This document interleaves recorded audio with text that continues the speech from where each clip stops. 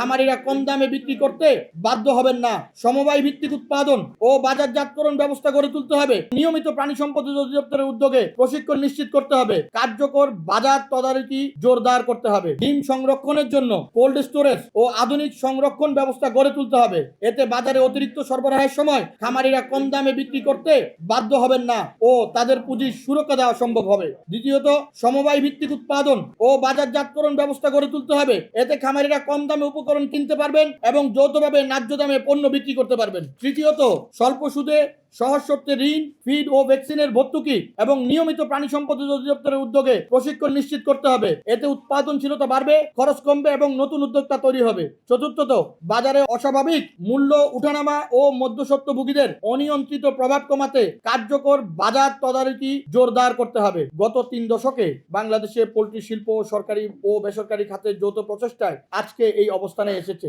তাই এই শিল্পকে রক্ষা করাও আমাদের সকলের নৈতিক এবং যৌথ দায়িত্ব।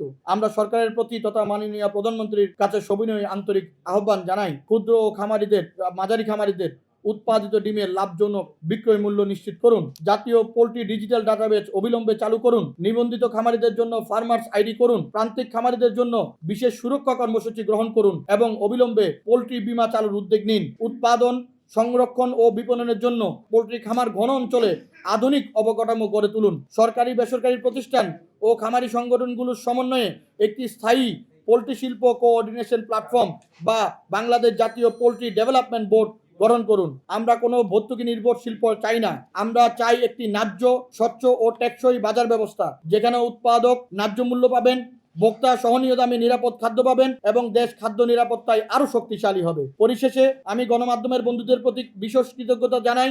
আপনারাই দেশের মানুষের কাছে আমাদের এই বাস্তব সংকট ও যৌক্তিক দাবিগুলো তুলে ধরতে গুরুত্বপূর্ণ ভূমিকা পালন করবেন, যেমন বিগত দিনগুলোতে দেশের ভোক্তা ও খামারিদের স্বার্থে আন্তরিকভাবে অবদান রেখেছেন।